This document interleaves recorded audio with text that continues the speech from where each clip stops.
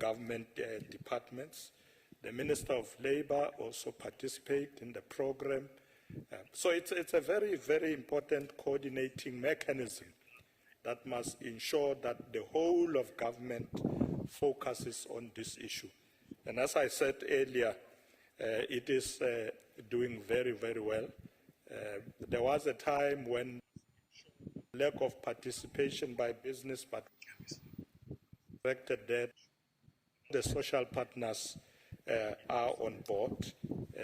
But if you do want to know how much we do spend, we'll get that for you. It will probably maybe expenses for tea that we drink when we meet, and maybe for a venue.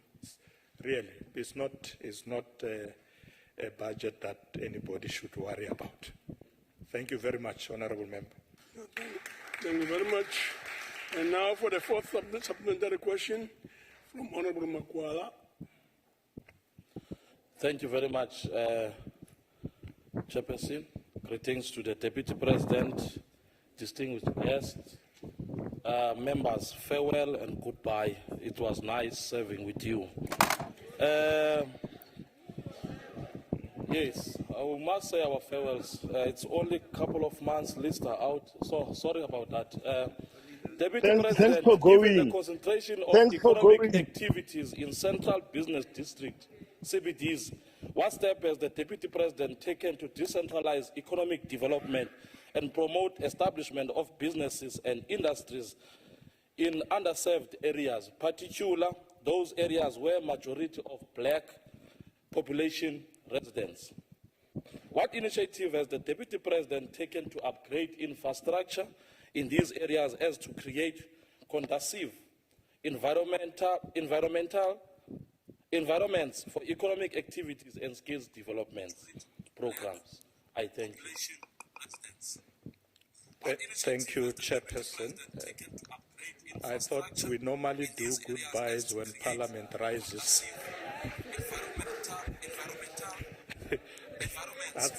I think the member is too much in a hurry to leave. But in any case, bye-bye, Honourable Member.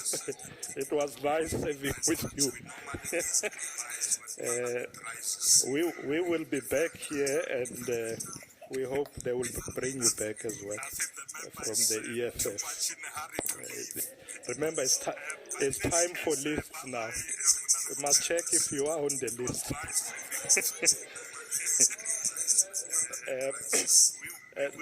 Let me say, Honourable Chairperson, that yes, one of the biggest way of intervening in the economy to create jobs is through infrastructure. So you're quite right. And you'll say that in other programs that we are busy with, there's a big focus on infrastructure. So yes, it's skills development, infrastructure, and you do need institutions to be able to carry these programs. And I'm sure you must have heard that recently, I think a week ago, Minister Clayton Zimande announced the opening of 2 new universities. One in Ekurhuleni, and that one is going to focus a lot on technology and skills. So they will offer courses in that respect.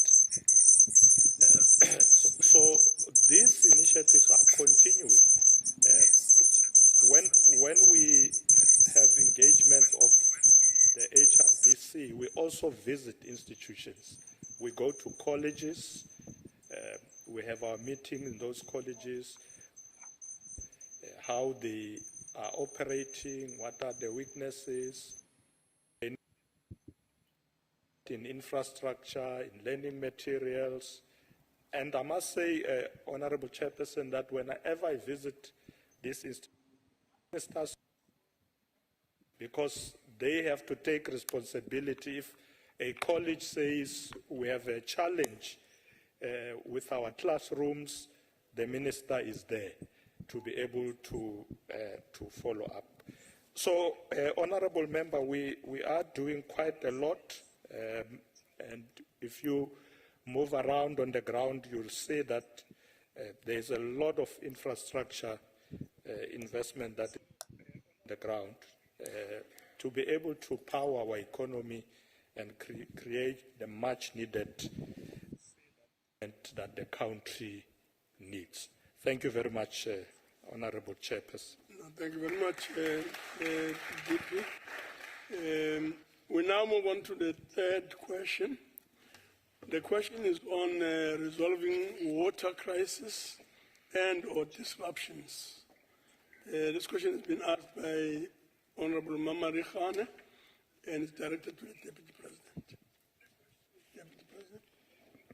Thank you, Chairperson, and thank you, Honorable Mama Rikhane, for the question. Chairperson, government is currently implementing improvement plans as part of its rapid response interventions to resolve the water crisis and the electricity disruptions that are taking place in various municipalities in the country. Through the Service Delivery War Room, this is a war room that the President has set up, which I'm chairing.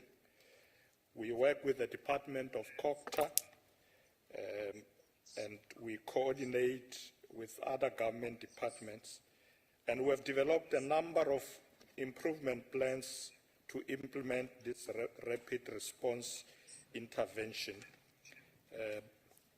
You may have seen, honorable members, the Minister of COCTA in many municipalities out there. Yesterday she was in Tegwini, and today she's in the Free State. So we go to these areas to be able to work with municipalities on the ground. One of the things that we have established under this war room is what we call the Results Management Office. And then we introduce reforms in the municipal infrastructure grant. Particularly, this one is to fund the repairs and refurbishment and also renewal of infrastructure. For instance, when we were in Naisna last Thursday, we found that one of the problems they have there to supply water is pump stations that needed to be repaired and new pipes that needed to be set up. And the honorable deputy ministers who were there with me, Honorable Parkstow and David Mahlobo, were able to say on the spot to the municipality, you can apply for funding to be able to do this work. So as we are speaking, the pump station has been repaired in Naisna, and they are pumping water upstream. So these are, when we say service delivery war room, we're not talking about people just meeting in Pretoria. These are important intervention. We go on the ground. You know, Honorable Chairperson, when we were in Naisna, when we got a report from the mayor, and he was telling us about where the problems are, I immediately said to him, let's not take too long in a meeting. I want to go and see this place. And they were able to take us there. We were able to see for ourselves. And what pleased me a lot is that as I arrived there, they were fixing the pipes. They were fixing the pump station, and the service provider was there, said to me, Deputy President, by this evening, we will be pumping the water. That's what delivery intervention means.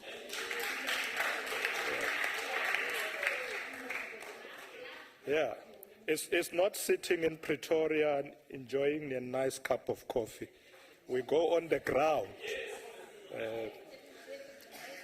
And I must say, Honorable Chairperson, it was very hot that day. And we were walking in the sun, but we got things done, we got things fixed, and we're going to continue to do so. That's what we are going to continue to do. Yeah,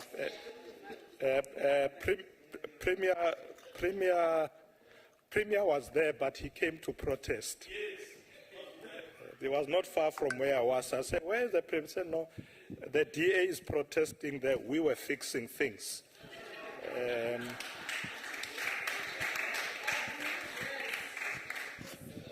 So, Honorable Chairperson, there's a lot, and we're going to coordinate with the municipalities as well. We don't go as government and fix things. We work with them.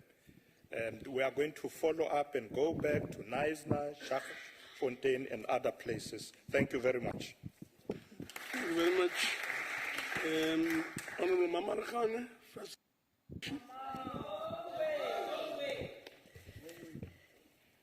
A ke go leboge motlhompe modulasetulo wa ntlo ntate Amos Masondo.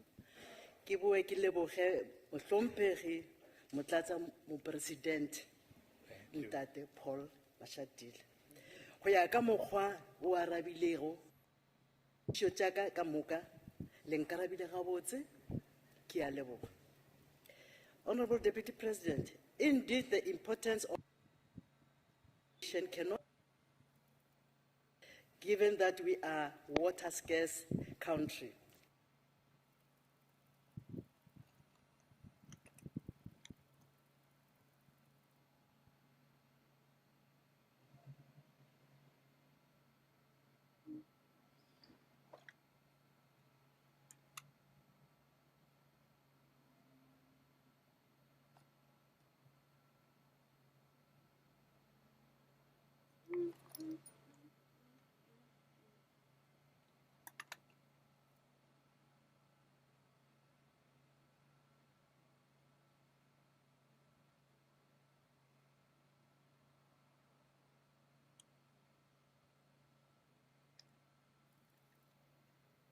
Pump stations get affected.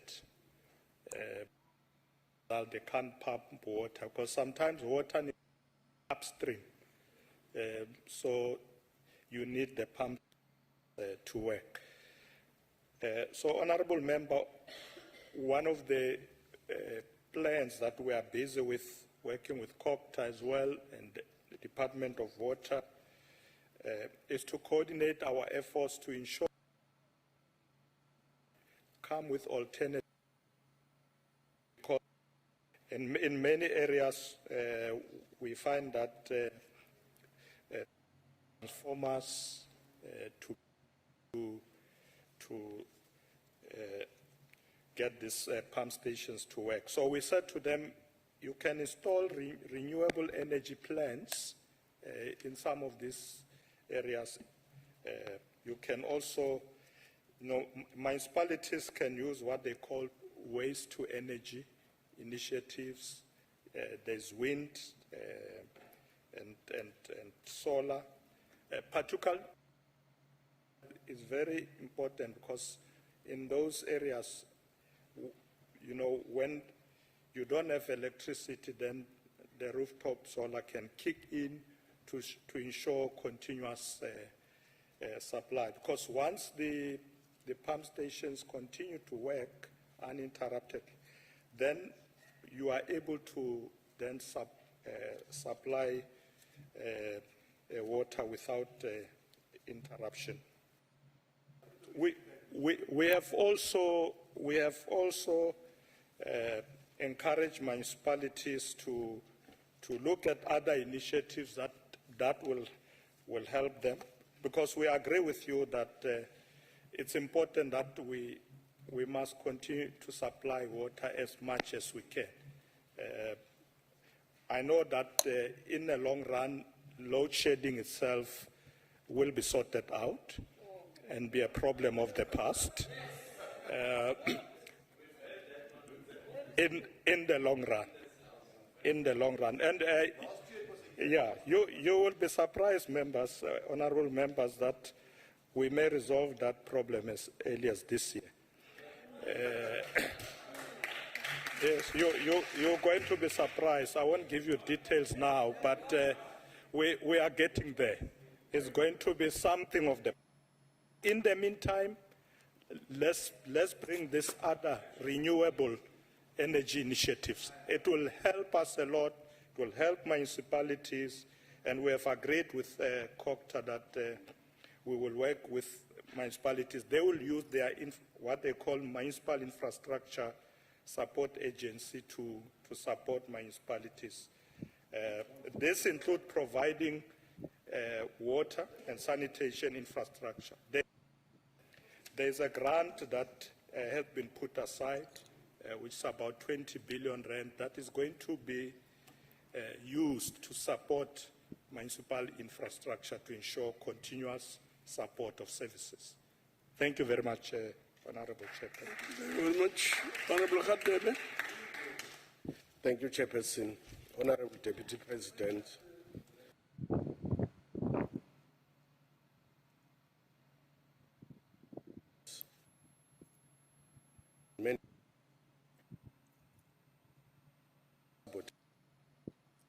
Excuse me. Where water are damaged, for service providers to be called out at exorbitant rates. I would like to know, Honorable Deputy President, how does the government plan to ensure accountability and transparency in its rapid response interventions, especially in dealing with public funds? Thank you. President. Honorable Khatebe, thank you very much for the question. Indeed, there is sabotage in some areas, but perhaps let me use this word, maybe an easier one. There's criminality, put it that way. When I was in Neisner, and the service provider was busy there, I went into the pump station, and one of the things he was doing was to put a butler door and butlers on the window. And he said to me, we are doing this because people come and steal the cables. So we need to now put butler door, because sooner than we have fixed this, we may lose this through theft. So that's why I'm saying it might, in some instances, is criminality, which of course lead to sabotage. But, you know, people steal for various reasons. So in that situation in Neisner, what they did, in addition to the butler doors and stuff like that, they also had a security guardhouse in the fenced the perimeter of the pump station. Quite costly, of course, in the long run to do this all over the place, but we probably have to do it so that we can secure this infrastructure, which is critical for the supply of services. So, yes, Honorable Khatebe, in some instances, it's old infrastructure that creates problems. You find that the pipes have been there for quite too long. They need to be replaced. But in some instances, people do steal cables, do steal pipes. And so we have a big challenge to ensure that we can protect this infrastructure. But we have to. And it can't just be police. I think communities must work with government.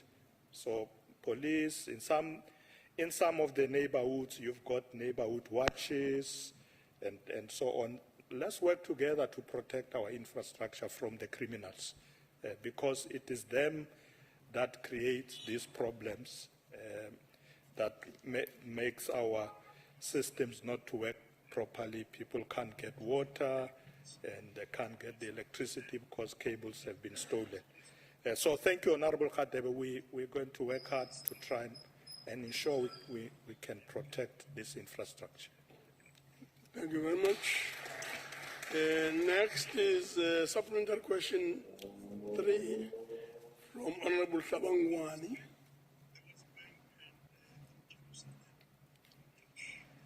Honorable Shabangwani.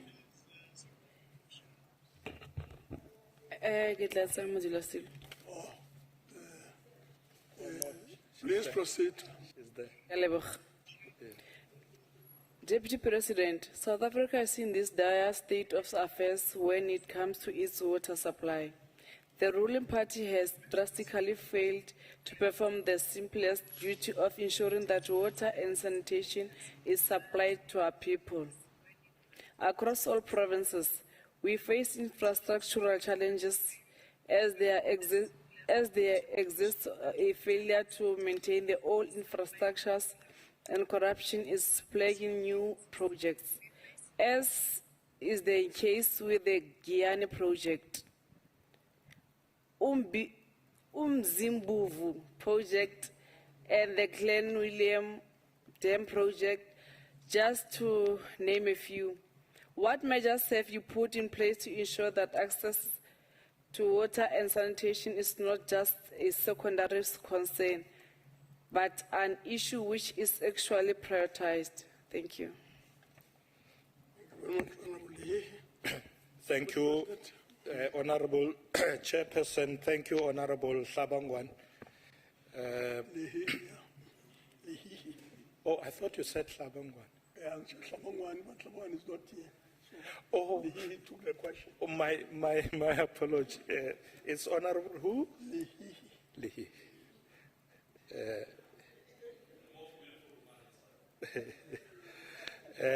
Tshwarelo kgaitsedi, Honorable Lehi. Honorable Lehi, ke nnete hore bothata bo bongata ba metsi ke this old infrastructure. But a se bothata ka hore ANC ya faila. Ke bothata ba lor ha infrastructure e le mole for a long time, it will definitely lead to this problem, irrespective of who's governing. So, Ronald Muso at the moment, we have noticed that problems. That's why when we were going around with COPTA, and I'll continue to make an example of the areas where I went to, whether it's Fontaine and so on, you do find that the problem of old infrastructure is there. So I always encourage the councillors. I said to them, when I was in Nice, I said to them, don't wait until there's a problem. And I gave them an example of the city of Joburg, and I said to them, when Pakstau was the executive mayor of Joburg, in my area where I stay, in Kelvin, they started digging and replacing. The ones are the plastic ones, which are more durable. So I was telling them that do the same as a municipality. Don't wait. You know how long the infrastructure has been there. Do an assessment and replace. Don't wait until there is a problem. So you're quite right that there is a problem that is also as a result of old infrastructure. My understanding, Honorable Lehi, is that the Guyana project has been resolved some time ago. As far as I know, that problem was resolved, and the problem there was reticulation.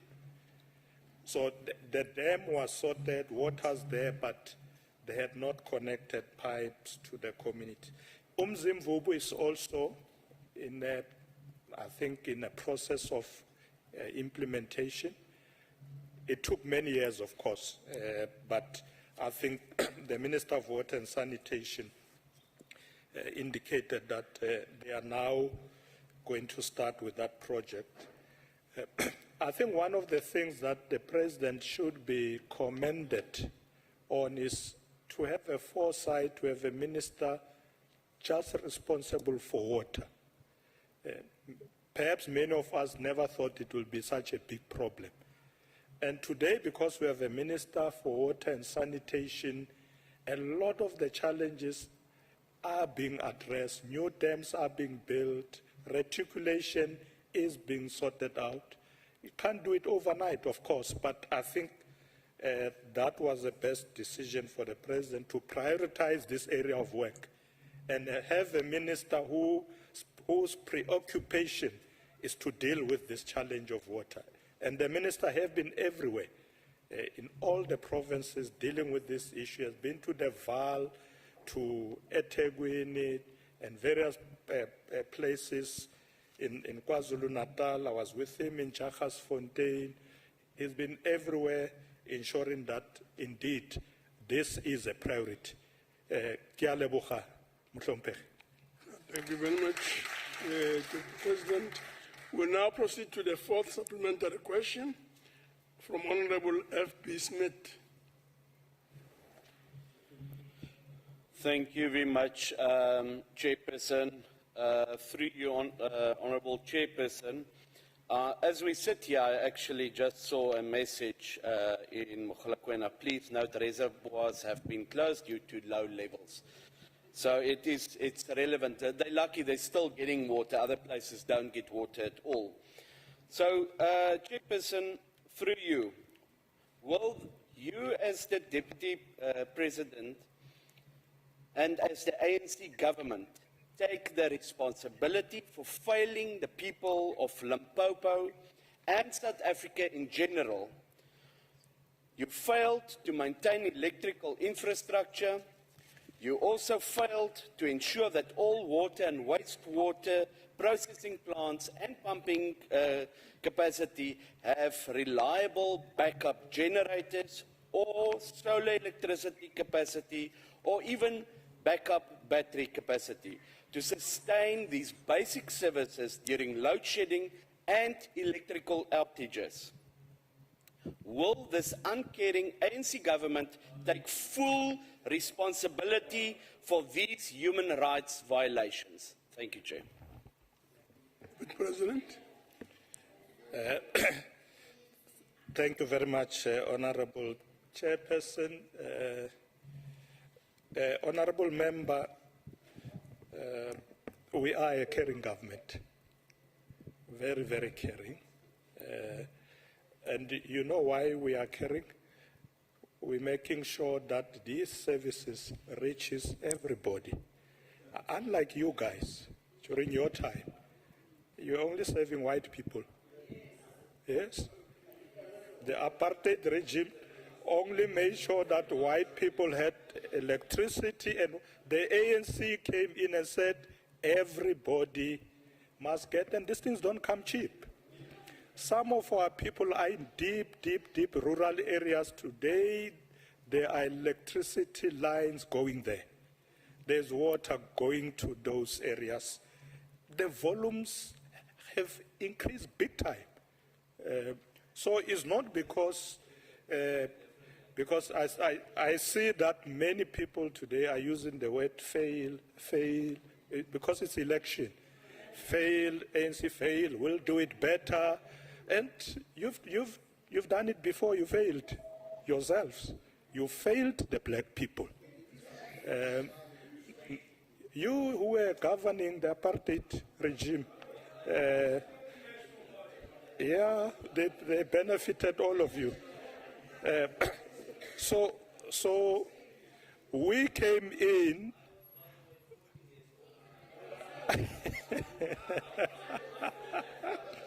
Oh, you had, yeah, but you are a beneficiary of that system. Yeah, I'm a beneficiary of a caring organization. A caring organization that came in and say, let all people benefit. You know, I don't know if, yeah.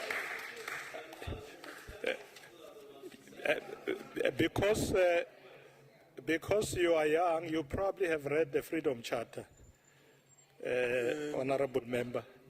Honourable members, we've said over and over again in the past, there's nothing wrong with heckling for as long as you make sure that the speaker is heard. Sometimes the temptation is very strong to have a dialogue with the Deputy President. Let's try and avoid that. Okay. Thank you very much. Let's avoid the dialogue. I was saying, I'm sure you have read the Freedom Charter, which says South Africa belongs to all who live in it, black and white. This is a commitment we made, and we will live up to it. We will make sure that we get the resources to reach to people everywhere, and including deep rural. We'll make sure they get electricity, they get water. We are doing that, and we are going to succeed because we are committed to this project. So, Honorable Member, you may use the word, we have failed, everybody, we have failed, but we know we are succeeding. We are changing the lives of our people for the better. Yeah, you must go out there and see the millions of houses that we have built. People are benefiting. When under apartheid, they did not get those resources. Thank you very much, Honorable Chairperson. Thank you very much, Deputy President. We'll now proceed to question number 4. This question is on district development model. The question is being tabled through MAP De Bruin and is directed to the Deputy President. Honorable Deputy President. Thank you very much, Honorable Chairperson. Thank you, Honorable De Bruin, for the question. Honorable Chairperson, the district development model is in operation across the 3 spheres of government. Since assuming my responsibility as Deputy President of the Republic of South Africa in March 2023, I've been on the ground conducting several DDM-linked outreach visits to provinces, specifically to troubleshoot service delivery hotspots at the municipality level and implement interventions and come up with measures that are in line with the district development model. To this end, I have conducted outreach programs to different areas or different sites in the Northwest, in Gauteng, Free State, KwaZulu-Natal, Eastern Cape, and in Mpumalanga. This included interaction with stakeholders that assist with the implementation of the district development model in their localities. By the way, honorable members, we also, in the district development model, we now include traditional leaders as well.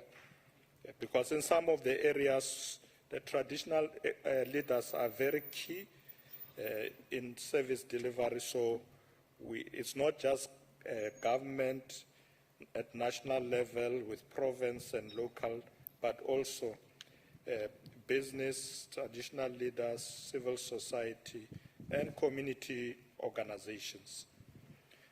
Honorable Chairperson, on the 7th of March, President Cyril Ramaphosa led government interaction in the form of a district development model through what we call the presidential imbizo with communities and stakeholders. And this last one, which was the 12th one that the President did, was in Ekangala, district municipality in Mpumalanga. This 12th imbizo was part of the ongoing interaction with communities and stakeholders aimed at enabling successful implementation of what we call one district, one plan, district model, development model, in line with the theme of leaving no one behind. the residents, traditional leaders, Khoisan leaders, business formation, organized labor, faith-based communities are also involved working with government. In fact, when I was in the Eastern Cape, the faith-based leaders came to complain, to say, we see you are doing a district development model, and we are not involved. So we started inviting them as well. So in addition to the visits that I've been doing throughout the country, the President has also been doing the presidential imbizo, and the 12th one was on the 7th. Honorable Chairperson, our interaction with these other partners have assisted in identifying areas of best practice and those that need strengthening in the implementation of one plans for municipalities.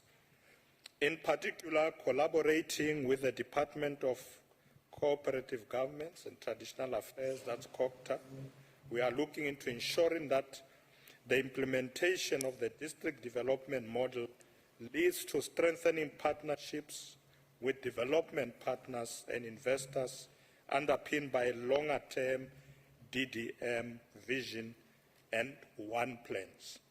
Through the implementation of the DDM, the African National Congress-led government will continue to invest in our people and ensuring that local government deliver and provide basic service to all. Thank you very much. Thank you very much. The first supplementary question will come from Honorable De Bruyn. Honorable De Bruyn. Thank you, Chairperson. Deputy President, seeing that it was meant to improve cooperation and coordination between different spheres of government, would you agree, Deputy President, that the district development model failed as a pilot project, seeing as there is still no cooperation and coordination between the spheres of government, especially if we are looking at what's happening in the Free State currently? And do you think this can be attributed to the fact that no consequence management was applied within the ANC to its municipal council members, which led to an actual misquote ANC government? Thank you, Deputy President. Thank you very much, Honorable Chairperson. Thank you very much, Honorable Member. Coordination will improve with time. My experience, having been out there, is that people have bought into this model. Nobody's opposed. When we go out there,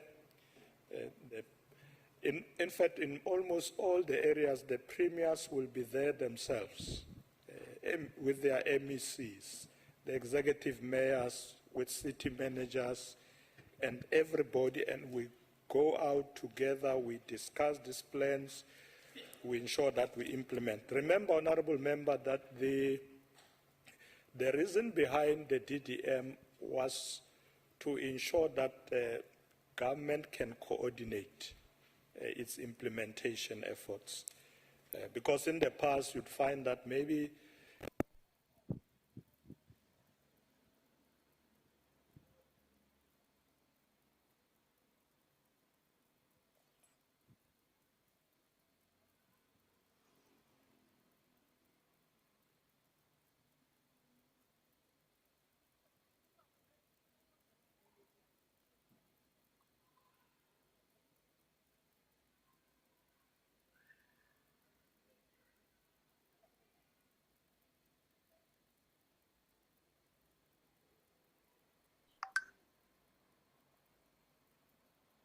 Has the sound been expropriated?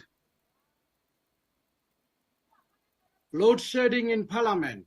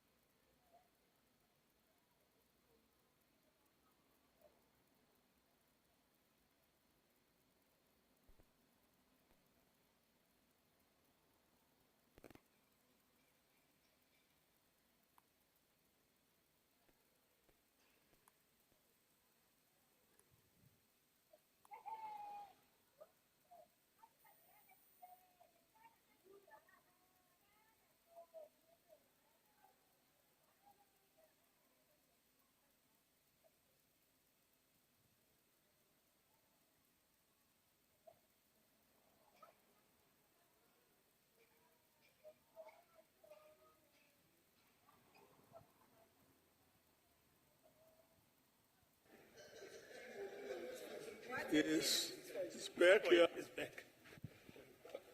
Okay, it was a technical glitch.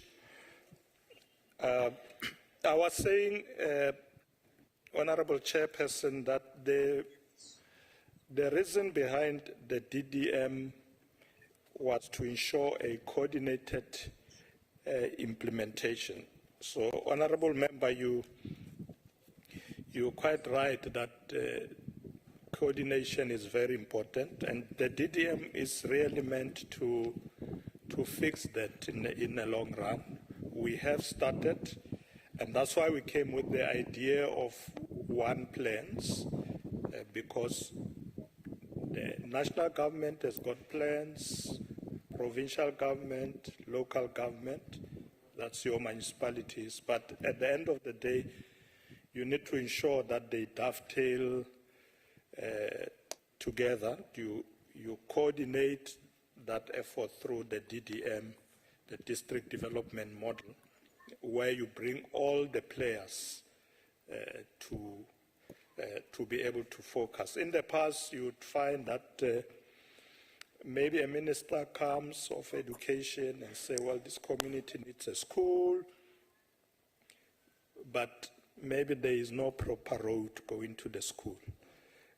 But if the Minister of Roads and Transport is not there, that initiative never gets taken.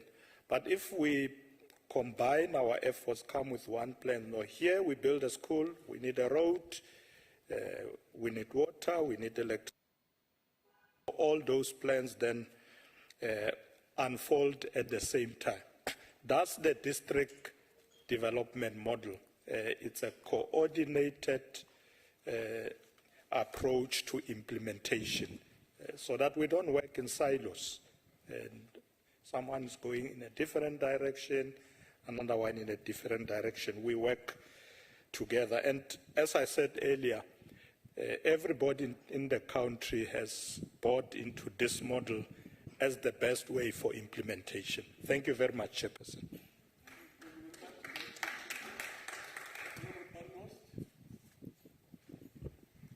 Thank you, Deputy President. Good to see you in the House again.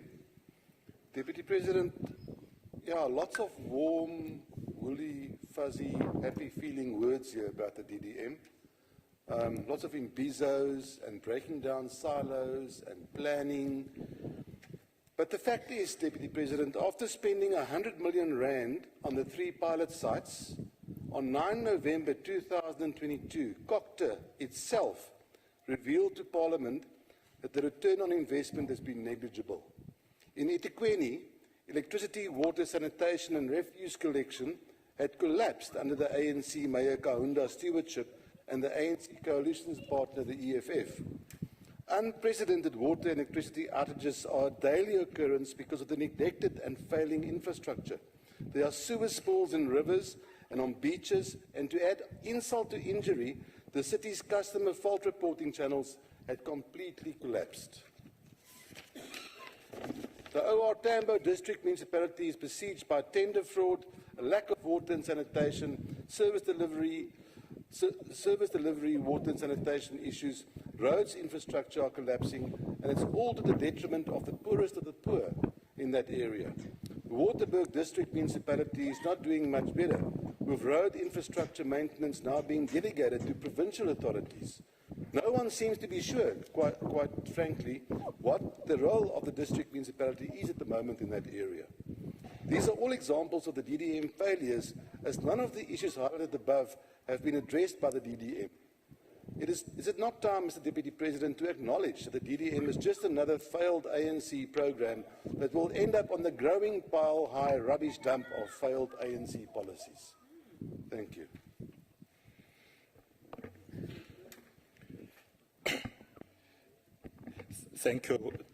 Thank you, Honourable Chairperson. Honourable Badenos has also used the word fail. It's like it's a coordinated, interesting coordinated approach here. No, I don't read too much into it. I hear it. Nobody has asked me a question, didn't use that word. No, Honorable Badenos, we are on the ground. Whilst you are complaining, we are on the ground. I just told you just now that the Minister of Kokta, as we speak, is state. Yesterday she was in KZN, eThekwini. We go on the ground and we go there to fix, not to complain. And you know, this thing that you are dismissing about the presidential imbizo, you know, when the president is on the ground there and interact with communities, in those meetings, sometimes 3,000 people attend. 3,000. So this is not a joke. When you want to meet people, you must go where they are and interact with them and see for yourself what's happening, because you will be wiser to intervene if you work that way.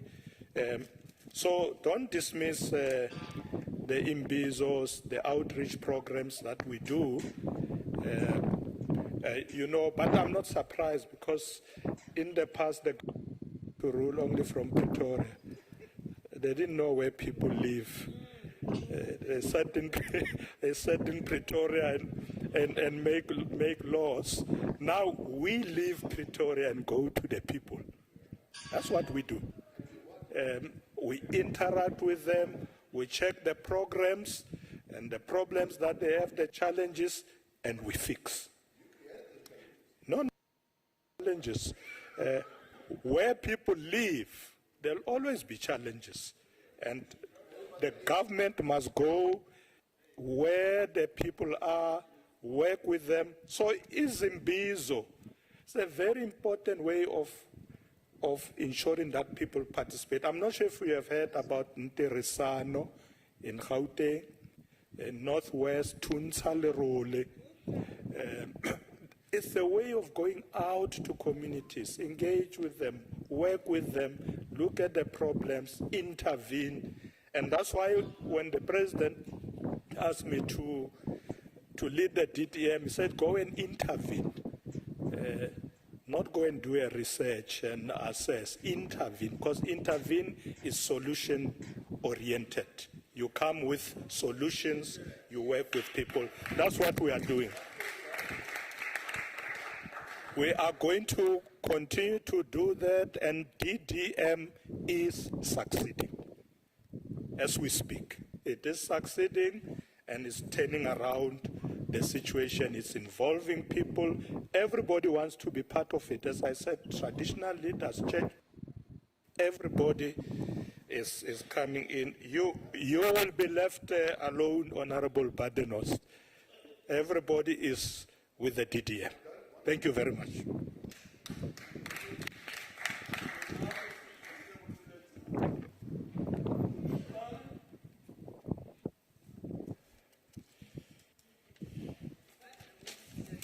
We'll now proceed to Honorable Mletane.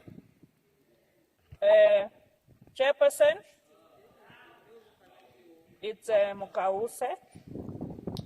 Please proceed. Thank you, Chair of the Council. Ndate Mashatile, your government is failing. Your government is not providing any solutions to the problems of South Africans.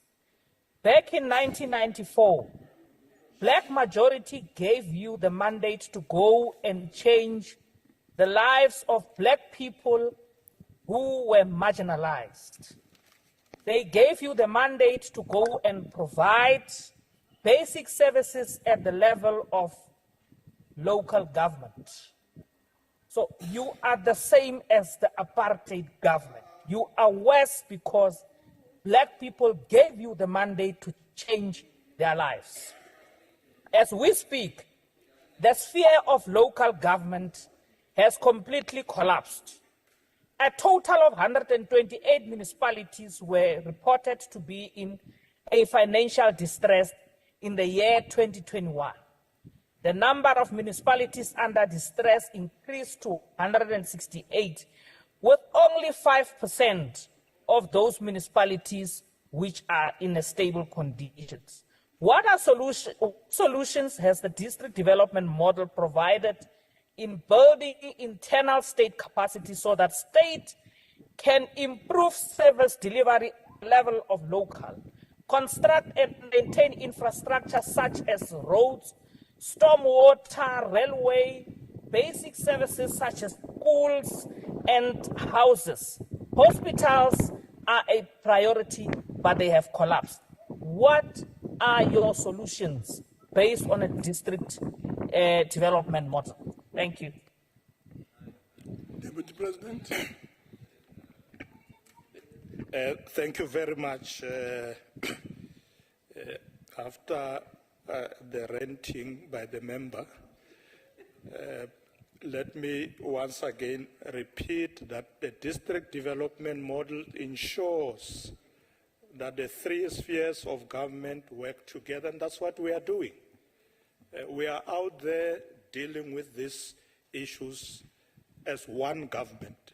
Instead of working in silos, we work together, we coordinate, and there is progress out there. You know, there are many people who these days are beginning to say, you know, you are worse than the apartheid government, you are worse. I don't think they lived under apartheid, these people.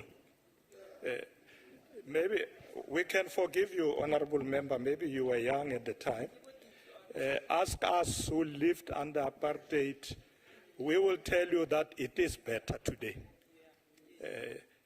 When I was a student in the 1970s, 80s, I used a candle to study.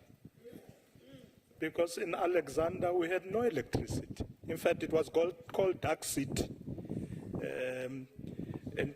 And there are many of us who can tell you stories like that, where people work hundreds or 10 of kilometers to school, because you'll have only one school in a village.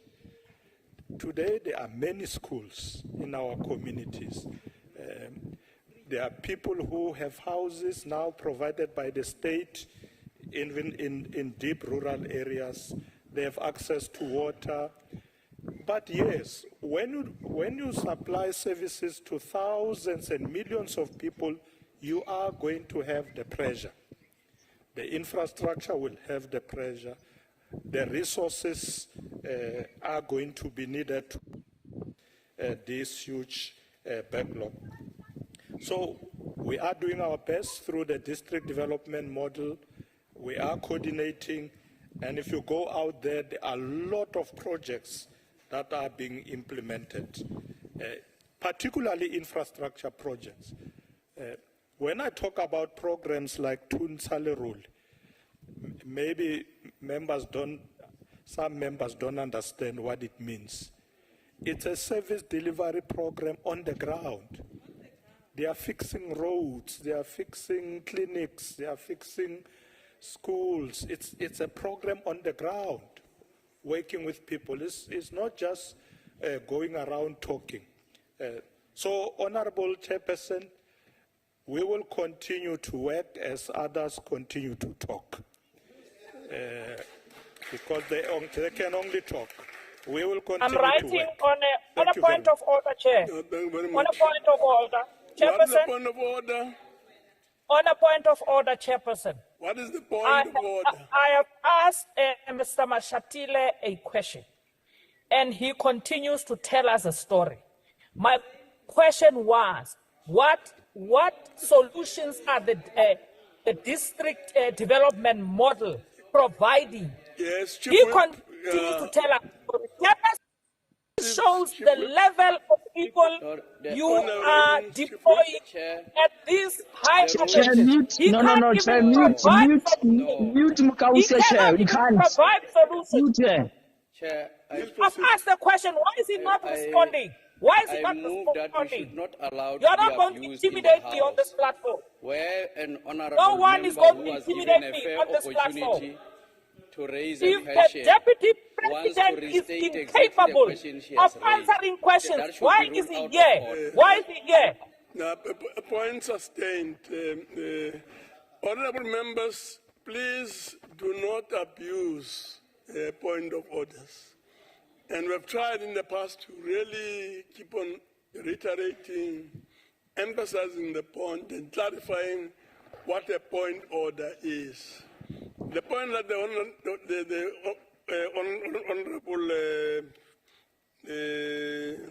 what's the name again? Honorable Mukause is raising. Because you are absent in the house, you can't even call my name. So I'll order take her out of the system. the table to please switch off that mic if he continues. Thank you very much. We now proceed to the last supplementary question from Honorable Dodov. Point of order. Yes, on what point are you raising? Thank you, Chairperson. I'm rising, Chairperson, on your ruling, which is wrong, Chairperson. Yes, because Chairperson, that if a member raises, this is it's a session of questions and answers. The member have asked a question to the Deputy President, but now you're not allowing the member, the Deputy President, to respond on a specific question that the member has. That's why the member is called on the point of order, because this session, it's a session where we ask questions to the Deputy President, and if we feel that the Deputy President has not, you raise a point of order. And again, Chairperson, you were wrong to allow the Chief Whip to stand while you have recognized Member Mukause on the virtual platform, which is wrong, Chair. Like what they're doing now, Honorable Makwala, we are abusing point of order to debate a point and to try and contradict what has been said by others. Please don't do that. Madam Nyambi. Chair, the rules of the House are very clear. It's so unfortunate that we are at the end of the term. A presiding officer once has made a ruling. No one, not even a single member, can challenge the authority and the ruling of the chair. And the other thing, Chair, when the honorable member was asking the question, decided to be political, not even link it to the original question. And we listened to that because we respected her. And it's totally wrong for members to challenge the authority of the chairperson, unless you want to compromise and cause the decorum of this House. I appeal to members, let's respect the authority. If you are not happy about the ruling, there's a process, the rules are very clear. Yes. Thank you very much, Honorable Nyambi. I'm sure that clarifies the issue. We'll now move on to... On a point of order, Chair. On a point of order. On a point of order. Please proceed. That does not clarify anything. Chairperson, it clearly shows you the level of people you are deploying. Please proceed, Honorable Dodov. Thank you very much, Chair. Deputy President, last week we made an observation. And the observation is that these parties are so disparate that they are looking for votes, and in the process they act like predators. And that is what they are doing today as you respond to these particular questions, including the DA. The DA hates the DDM. They do not implement it and apply it here in the Western Cape, and this is a source of concern.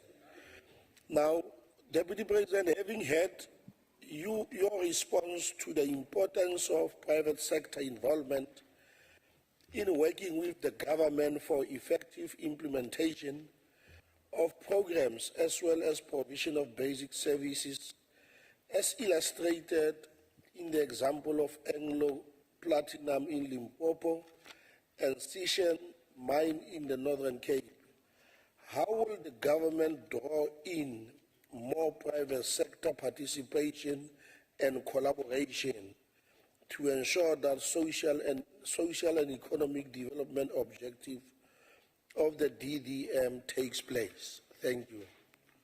Thank you very much, Honorable Deputy President. Thank you very much, Honorable Dodov. You are quite right. Those are very good examples. The Sisheng mine in the Northern Cape and the Anglo Platinum mine in Limpopo, they actually provide funding for bulk infrastructure.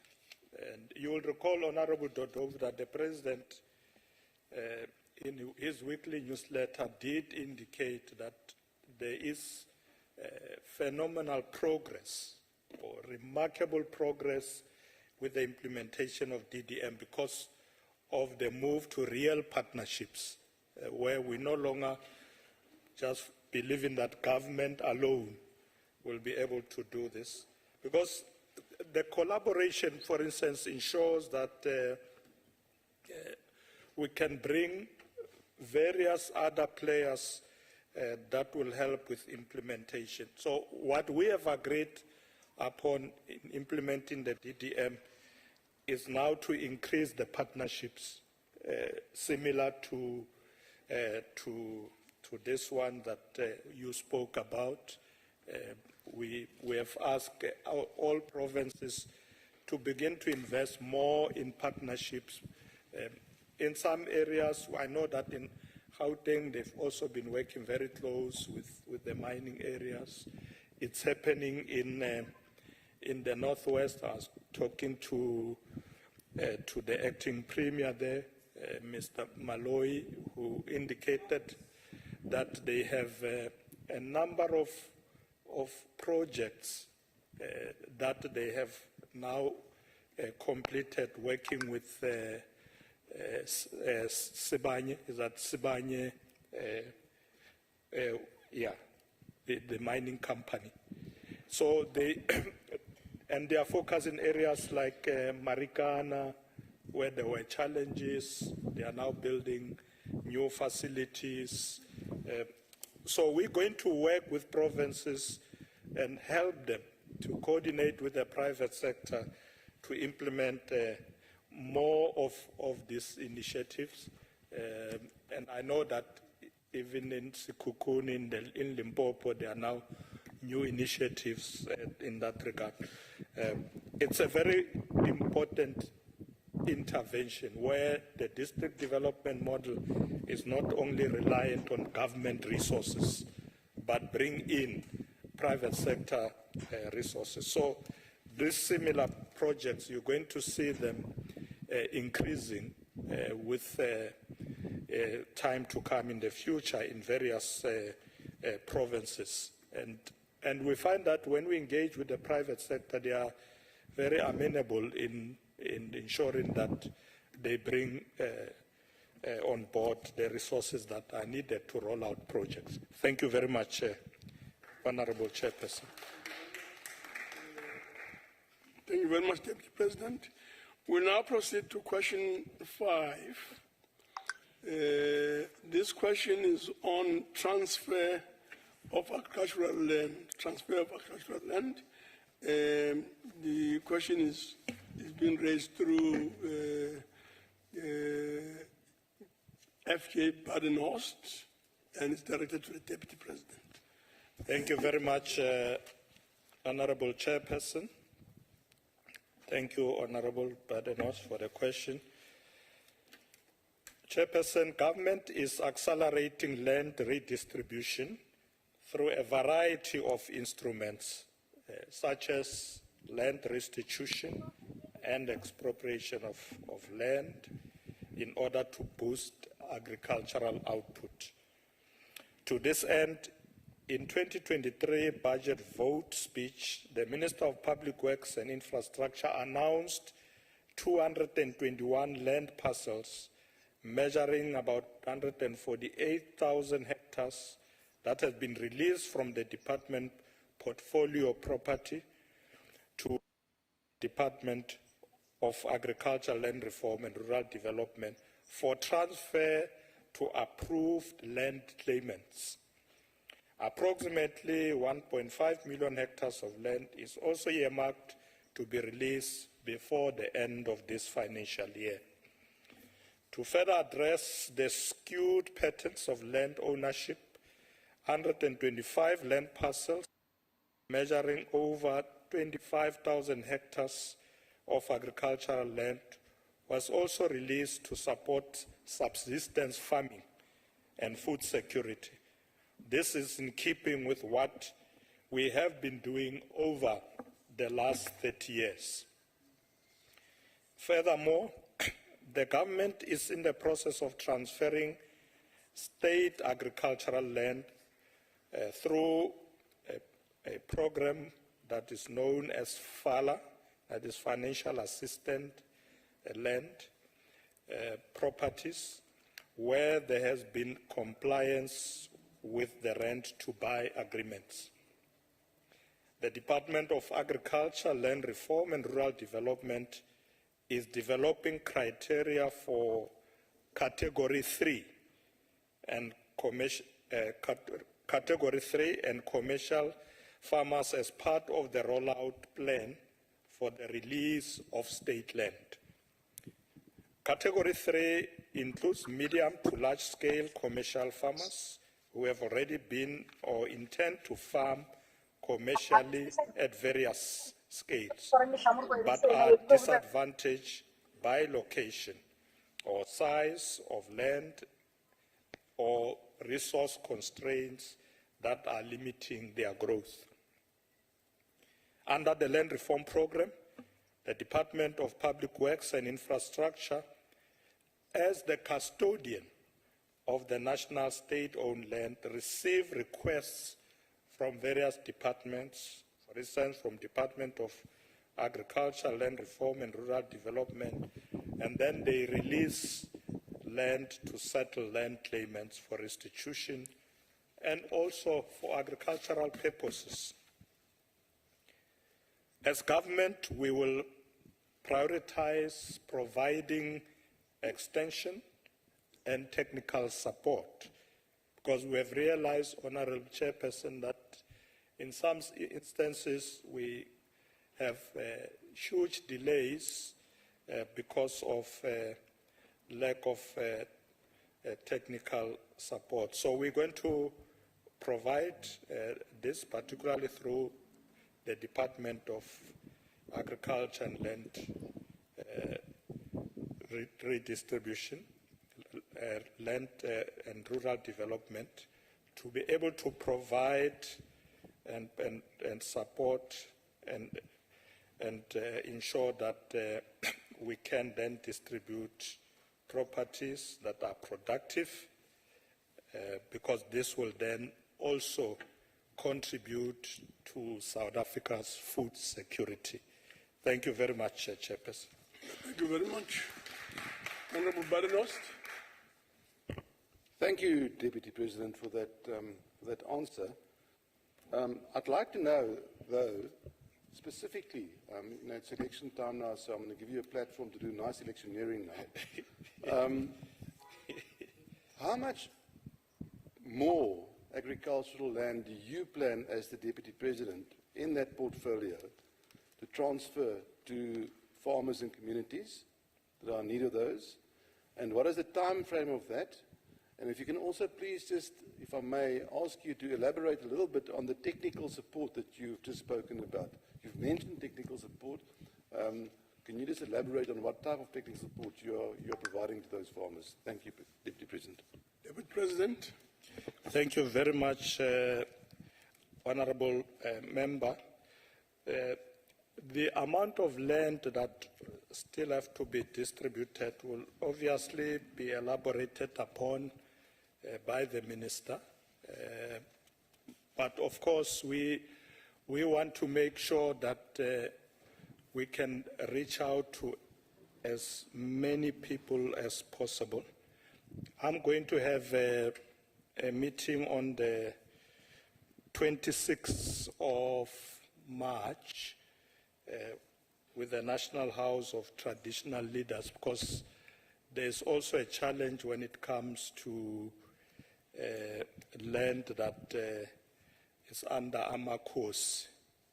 So we're going to, in our meeting, one of the things we're going to discuss is how do we work together to deal with this question.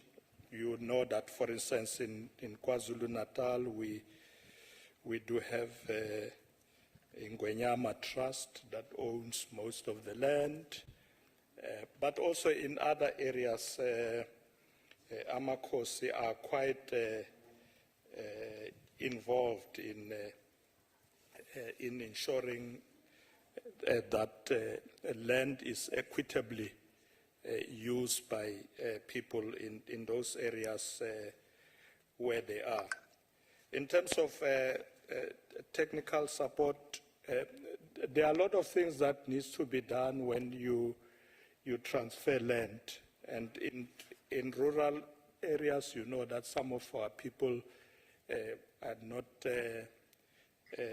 quite skilled, so they need to be assisted.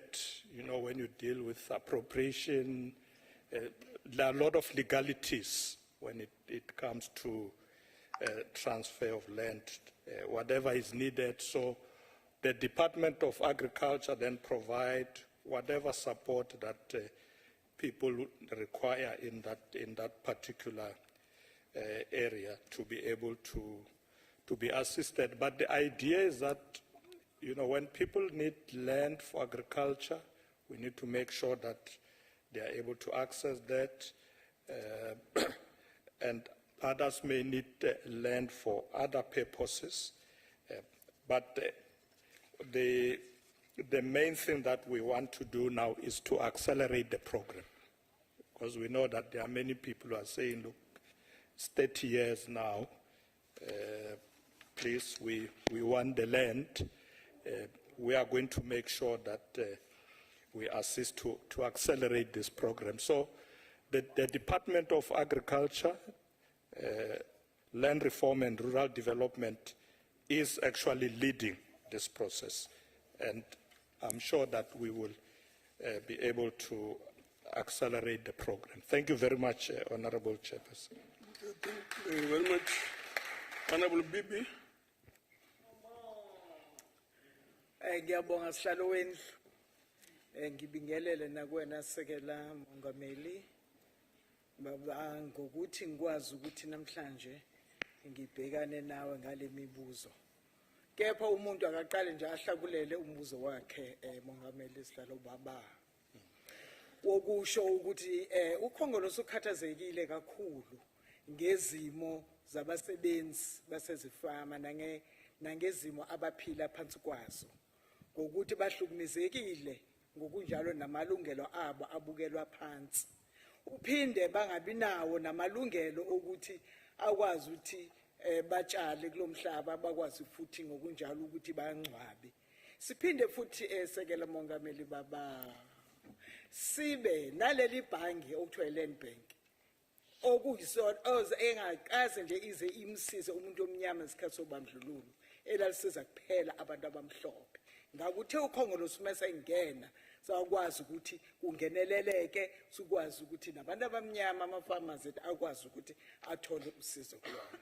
Umbuzo wami la Sekela Mongameli baba uthi, what is the extent of linkage of the land release program with the Land Bank, the Department of Agriculture and Rural Development support programs, and other sister departments that consume agricultural products, such as schools, health facilities, prisons, and other state institutions? Thank you very much. Ngiyabonga baba. Thank you very much. Mangbonge mama. Umbuzo omuhle. Thank you, Chairperson. Lama institution law mama njengo Land Bank siwabiza utama development finance institution. Short to get melanceda abantu. And I agree with you that in the past, some of them, bebangancedi kakhulukazi abantu abamnyama kuma rural areas abafuna ukulima, funa ukutshala kanjalo njalo. So njengombuso omusha senza sure ukuthi le Land Bank le isebenze nama department kahulumeni ukuthi basupporte abantu abafuna ukulima, bafuna ukuba ama-farmers kanjalo njalo. So it's something that we are now doing. Khona into ezibizwa ukuthi ama-blended finance scheme, iy'mali ezikhona ezincedayo ukuthi abantu bakwazi ukuthi bangene baba amafama nabo balime bathole uncedo ku-land bank yethu. So we are now doing that. We are making sure that people can access funding to be able to participate meaningfully. Because uma unganayo imali ungeke ukwazi ukuthi uyolima ube ifama eqotho. Kufuneka ukuthi imali ibe khona. So it's something very important that the land bank must be accessible and provide lending to those who want to be in this sector, particularly those who were disadvantaged for many years, who did not receive these credit extensions and so on. We are now ensuring that the land bank is making sure that they are enabled to be able also to purchase lama farm. Because amanye lama farm mele bawathenge abakabi nawo. So mele bathole imali bathenge lama farm, bathenge nento zokutshala kanjalo njalo, so that they can be successful farmers nabo. Mangibonge mama. Thank you very much. Honorable Khatebe. Thank you so much, Honorable Chairperson, Honorable Deputy President. The government's land reform project has been at best underwhelming, in that land that has been turned over to people has been given without the required support or training in order to ensure productivity on the land. I would like to know, Honorable Deputy President, whether there are specific mechanisms in place to provide ongoing support and training for startup farmers who receive transferred agricultural land. Thank you. Thank you very much, Honorable Chairperson. Thank you, Honorable Khatebe. In fact, one of the biggest challenges for this program, whether it's land redistribution, restitution, has always been the problem of support. There have been instances in other provinces where communities received land and it went to waste because they had no support to till the land.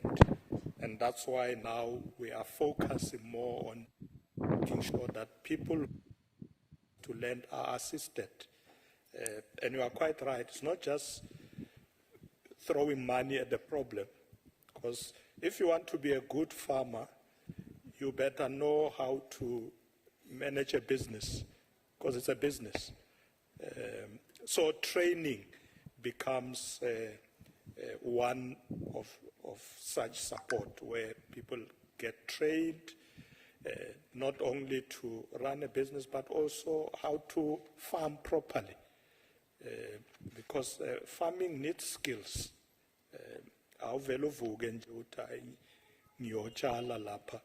You need to know how to do it. Or if you are farming in cattle or sheep, you must understand them, what they eat, when they must eat, what they do. All these things is the support that we provide to emerging farmers. So it's not just access to funding, but also to the knowledge of doing farming properly. We can have a lot of farmers out there, but if they are not properly trained, they won't be able to do farming successfully. But I think the biggest challenge to us has been the fact that land can lay to waste, where communities are provided land and nothing is happening. And some of the people who land was bought from previously, they come back, buy back the land again. So you almost like working in reverse. So we are aware of all this and ensuring that we must intervene with all these support initiatives that we are now embarking on, blended finance schemes, training, and so on. Thank you very much, Honorable Mayor. Thank you very much. Honorable Makwala.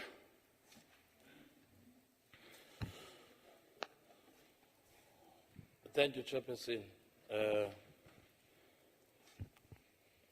Deputy President, the majority of fertile and arable land still belongs to the hands of few white people. The EFF has on many occasions, here in this House and other platforms, argued that it is only radical transformation of land use which will lead to spatial planning and transformation, food security, reconstruction of South Africa's economy into more equal society. To date, there is no evidence that the team led by the Deputy President has led any changes in government understanding of land hunger amongst our people. Given the complexity of land reform and diverse needs of different communities, which measures have been put in place to ensure that the allocation of state-owned agricultural land aligns with socio-economic realities and aspirations of the beneficiaries, particularly historically marginalized groups? I thank you. Deputy President. Thank you very much, Honorable Chairperson. Honorable Makwala, I did mention earlier in my answer that there are various portions of land that are being transferred by various departments, particularly the department that is the custodian of government land, which is Public Works, is releasing land from time to time for many purposes, but in particular for agricultural purposes. The land obviously goes to the Department of Agriculture, Land Reform and Rural Development. So it is happening. We may have moved a bit slower in the past, but we are now pushing faster by ensuring that there are all these packages of support that we've put together, the blended support scheme. For instance, just some of the reports that are available will indicate, if you look at the proactive land acquisition strategy, more than 5,000 properties have been transferred to the value of about 12 billion. Just one example, and there are a number of them that are being transferred to people as we speak, and we're going to increase these numbers. I mean, 65,000 hectares has just been transferred through that program I spoke about called financial assistant land. So there are a number of programs that are unfolding. We can't mention all of them now. My program, Chairperson, or the program that I work on is to work with the relevant ministers who are involved in this work. So we don't have our own program of distributing land as the presidency. We work with the departments that have been given that work. And I think they are, the current ministers now who are dealing with these programs are pushing very hard to ensure that we sort out the obstacles and move a bit faster. So, uzawubona Honorable Makwala ukuthi kuyasetshenzwa manje. And it's not for elections. I heard you saying, talking about elections. We are working. Whether there's an election or not, the people must benefit. That's what we must do.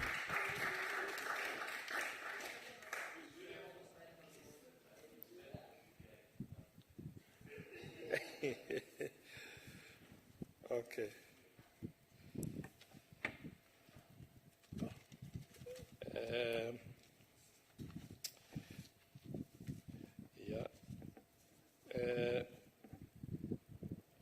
Honorable Makwala, ngikuphendulile ne? Okay. He's happy.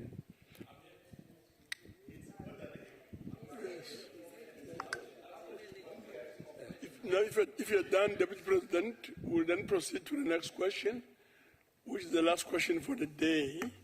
This is question 6, and the question is on genocide case against Israel.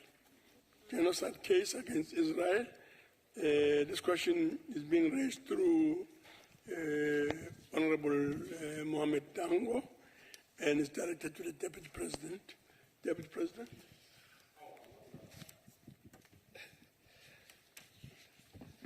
Honorable Ambassador Dango.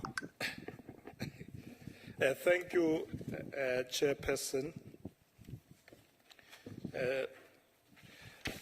Chairperson, let me start by saying that as South Africa, we have no regrets. We were the first to bring about a lawsuit against the state of Israel at the International Court of Justice in The Hague to compel the government of Israel to end the deadly and relentless genocide bombardment of Gaza. The United Nations Humanitarian Agency estimates that more than 30,000 Palestinians, including over 10,000 children, have been killed. Over 70,000 have been killed, while 10,000 are missing and probably under the rubble. This brings the number of civilian casualties to well over about 110,000 as we speak. Amounting to roughly 5% of Gaza's 2.3 million population. Honorable Chairperson, we condone genocide. Similarly, I must reiterate South Africa's condemnation also of Hamas for the indiscriminate and wanton violence meted against civilians.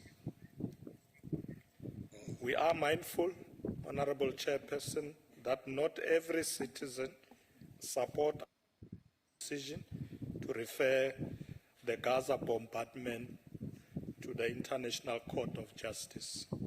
We are also aware that some here at home and abroad started off by opposing our position. However, we are happy that they too have now revised their views, taking into consideration the number of deaths and sheer scale of human suffering. We also know that there are some for whom support for the state of Israel is an ideological, in some instances a religious matter. They will never be swayed, no matter the facts and however persuasive arguments we have. They are, frankly speaking, some whose idea of human pain is informed by the pigmentation of the perpetrator of the victim. Others do not so much as care about anything that happens beyond our borders, that we become an insular society, even as the world shrinks into a village. However, the ANC-led government will continue to engage every sector of our society, especially on matters that are contentious. Our country is committed to the promotion of social cohesion, which does not mean the absence of difference. but the promotion of consensus and evolution of a practical program of action for progressive social change. It is in the context of Ubuntu and the building of a better Africa in the world that we remain committed to promoting the Bill of Rights, which enshrines the rights of all our people in our country and affirm the democratic values of human dignity, equality, and freedom. We will continue to pledge our solidarity with the people of Palestine in their struggle to end all acts of apartheid system by Israeli government and the genocide emanating from that evil system, and supporting their collective rights to self-determination. As President Nelson Mandela emphasized, and I quote, "Our freedom is incomplete without the freedom of Palestinians." Indeed, Chairperson, we will continue to move on this road of Ubuntu, which is mean I am because you are. We support the people of Palestine from the river to the sea.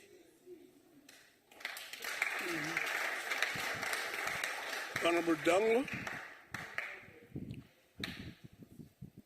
Thank you very much, Deputy President. Deputy President, the destruction and the defunding of the United Nations Organization for Human Rights and Welfare in Palestine and in the diaspora has got a particular purpose.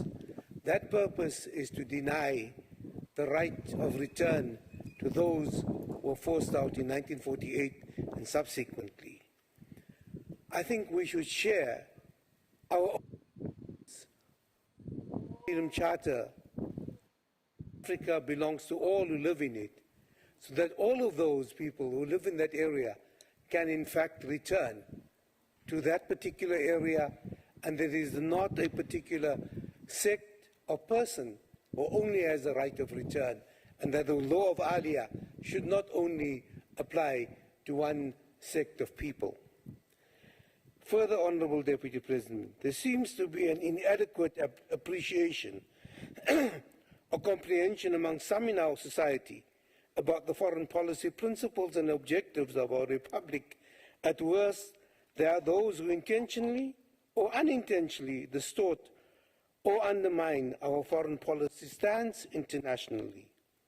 How will the government ensure that there is a general awareness and understanding of our foreign policy principles and objectives, as well as creating a dialogue amongst political and non-political actors on matters of international politics to entrench a common understanding of our foreign policy objectives? I thank you. Thank you very much, Honorable Dango. Deputy President. Thank you, Chairperson. Honorable Dango, I can agree with you more about the need for engagement. Our foreign policy is really deeply rooted in our democratic system of government, our democratic constitution, which espouses justice and human rights. And the Palestinians must know their rights.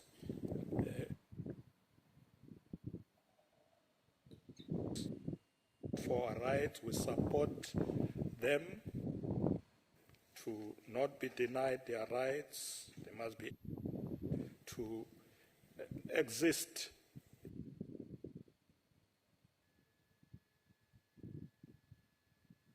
They must have the right to patient in the. You can't have the more rights than the land. I feel that it's sometimes our people don't support they don't understand it. It is to engage, that we educate people about foreign policy, our constitution, why the position.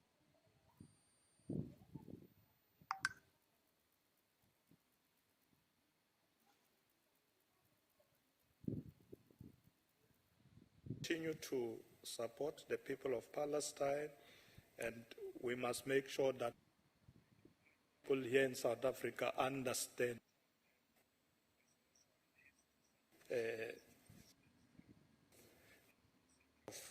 this event in the world. I mean, everybody in the world have been praising South Africa for having gone to the justice. Other leaders in the world were dilly-dallying. Ramaphosa stood firm and say, we cannot allow injustice. We have to stand up, we have to support, and I want to quote what Minister Naledi Pandor said, that South Africa has a moral responsibility to always stand with the oppressed because we come from a history of struggle, a history of striving for freedom, a history of believing that everybody deserves human dignity, justice, and freedom. And that we have taken this major step as South Africa. That's the way to go. Honorable, we have to educate others. We must take our people along in this just cause. Thank you very much. Thank you very much, Deputy President. We'll now move on to Honorable Mtsama.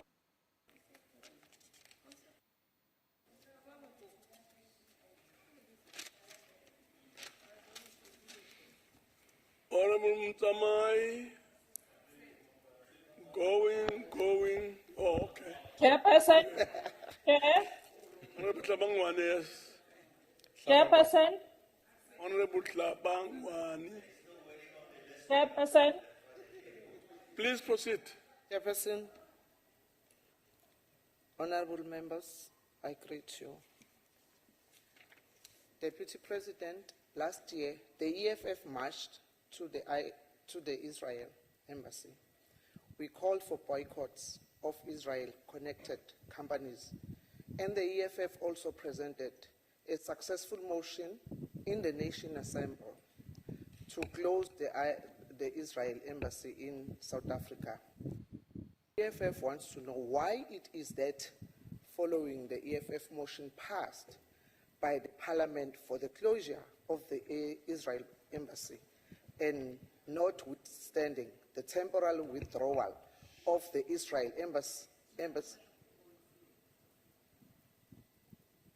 ambassador, have they not officially closed the Israel embassy and terminated all diplomatic ties with all apartheid states? So I submit. Thank you very much, Deputy President. Thank you very much, Honorable Tlabangwane. Thank you, Chairperson. Honorable Tlabangwane, we are together in this journey. We know that all of us, I'm sure everybody in this House agrees that we have to support those who are oppressed, those that violence is meted against. It may well be that this organization at some point will use different methods in this fight, but the course, the journey is the same. We have also marched before. I'm sure you know. We have protested. The President has recalled our ambassador. So they are very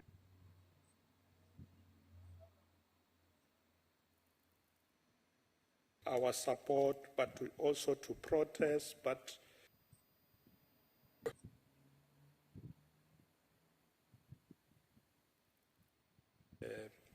so if you have taken a decision that you want to march close to that. But the issue of closing and the embassy, that matter has been dealt with at different levels, because we were also concerned that as we want to assist people in Palestine, we didn't want to close ourselves out. That's why we kept our embassy open, because if we closed their embassy and chased them away, they would have closed ours, and we would not have been able to go to that part of the world to intervene as we are doing, ensuring that there's humanitarian support that is being provided. But never doubt our commitment.